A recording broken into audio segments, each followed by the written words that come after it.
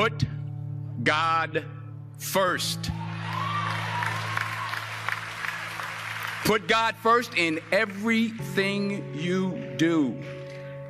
Everything that you think you see in me, everything that I've accomplished, everything that you think I have, and I have a few things, everything that I have is by the grace of God. Understand that. It's a gift.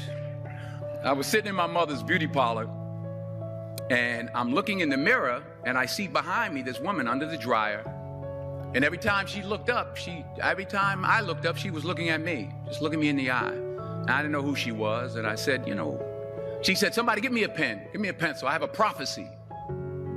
March 27, 1975. She said, boy, you are going to travel the world and speak to millions of people. Now, mind you, I was flunked out of college.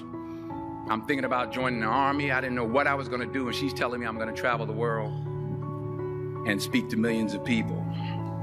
Well, I have traveled the world. And I have spoke to millions of people. But that's not the most important thing, the success that I had. The most important thing is that what she taught me and what she told me that day has stayed with me since.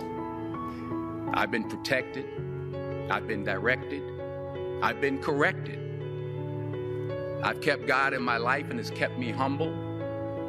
I didn't always stick with him, but he always stuck with me. So stick with him in everything you do. If you think you want to do what you think I've done, then do what I've done and stick with God. Number 2, fail big. That's right. Fail big. Today's the beginning of the rest of your life, and it can be very frightening. It's a new world out there. It's a mean world out there, and you only live once. So do what you feel passionate about. Take chances. But don't be afraid to go outside the box. Don't be afraid to think outside the box. Don't be afraid to fail big, to dream big. But remember, dreams without goals are just dreams. And they ultimately fuel disappointment. So have dreams, but have goals. And understand that to achieve these goals, you must apply discipline and consistency. In order to achieve your goals, you must apply discipline, which you have already done, and consistency every day, not just on Tuesday and miss a few days. You have to work at it every day. You have to plan every day. You've heard the saying, we don't plan to fail, we fail to plan. Hard work works. Working really hard is what successful people do. Remember that. Just because you're doing a lot more doesn't mean you're getting a lot more done. Don't confuse movement with progress. My mother told me, she said, yeah, because you can run in place all the time and never get anywhere.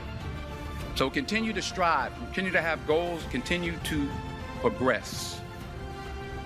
You'll never see a U-Haul behind a hearse. I'll say it again. You'll never see a U-Haul behind a hearse. I don't care how much money you make, you can't take it with you. And it's not how much you have. It's what you do with what you have. We all have different talents. Some of you will be doctors, some lawyers, some scientists, some educators, some nurses. The most selfish thing you can do in this world is help someone else. Why is it selfish? Because the gratification, the goodness that comes to you, the good feeling that I get from helping others, nothing's better than that. Nothing's better than that. Not jewelry, not big house I have, not the cars, but it's the joy. That's where the joy is, in helping others. That's where the success is, in helping others. Finally, I pray that you put your slippers way under the bed tonight, so that when you wake up in the morning, you have to get on your knees to reach them. And while you're down there, say thank you for grace. Thank you for mercy. Thank you for understanding. Thank you for wisdom. Thank you for parents. Thank you for love. Thank you for kindness. Thank you for humility. Thank you for peace. Thank you for prosperity. Say thank you in advance for what's already yours. That's how I live my life. That's why I am, one of the reasons why I am today.